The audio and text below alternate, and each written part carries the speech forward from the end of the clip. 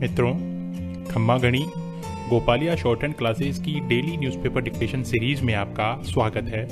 आप स्वस्थ होंगे। यह डिक्टेशन जनसत्ता अखबार के भरोसे का टूटना संपादक के शीर्षक से लिया गया है। इसकी पीडीएफ नीचे डिस्क्रिप्शन में उपलब्ध है और इसकी ऑडियो फाइल हमारे टेलीग्राम चैनल से डाउनलोड कर सकते हैं, जिसका लिंक भी डिस्क्रिप्शन में दिया गया है।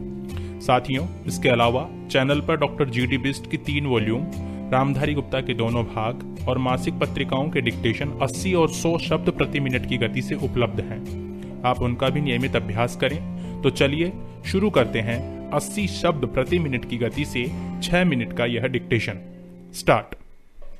किसी भी लोकतांत्रिक देश में आम जनता जब किसी तरह के संकट में पड़ जाती है तब उसकी उम्मीद यही होती है कि सत्ता और विपक्ष में बैठे उनके नेता परिस्थितियों को समझेंगे और मदद करेंगे। लेकिन कोरोना महामारी की वजह से बने मौजूदा हालात से देश भर में खास तौर पर गरीब मजदूरों के सामने जिस तरह का व्यापक संकट खड़ा हो गया है, उसमें लगभग सभी पार्टियों और नेताओं के रुख ने उनका भरोसा बहुत कमजोर कर दिया है।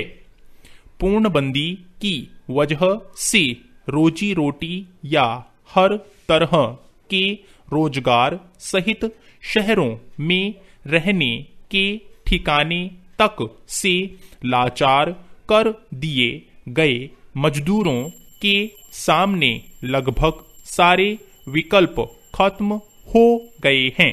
ऐसे में उनके दुखों का अंदाजा लगाया जा सकता है। सरकार की ओर से बहुत देर से जो थोड़ी बहुत व्यवस्था की भी गई वह नाकाफी है। दूसरे राजनीतिक दलों या नेताओं ने भी बहुत गंभीरता या संवेदनशीलता नहीं दिखाई।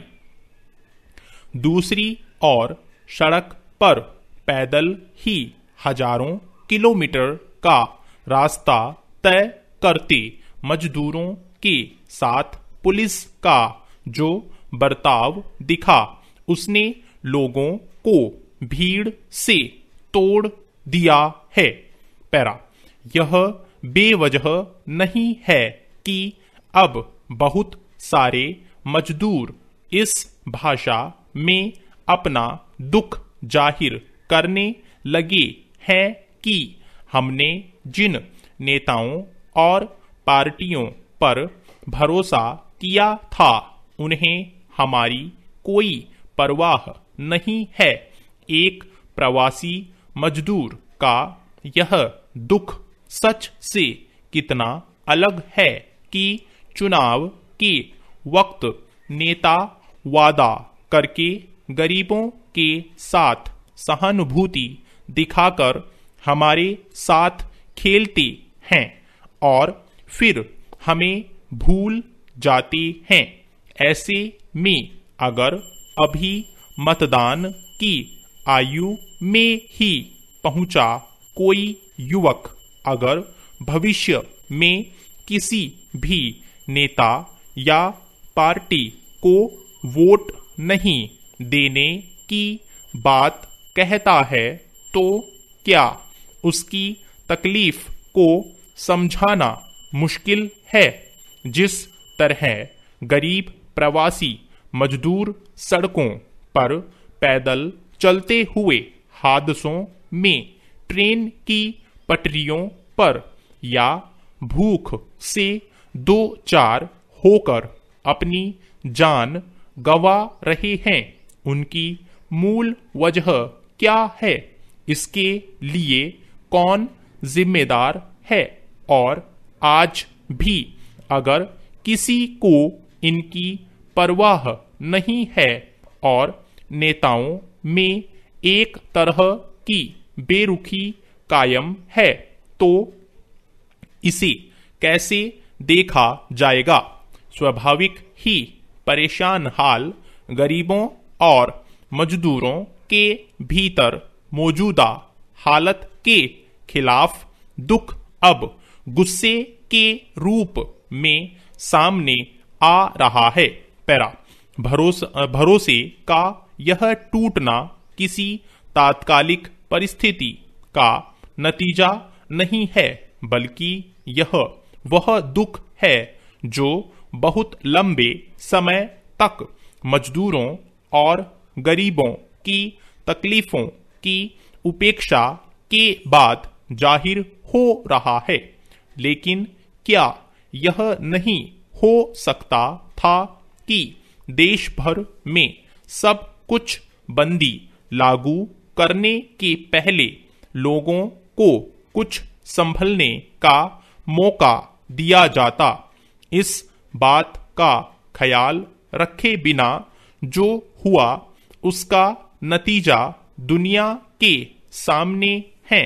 लाखों लोग जब मरते जीते अपने गांवों की ओर लौटने लगे तो कुछ राज्य सरकारों का रुख भी आम तौर पर बेहद संवेदनहीन रहा।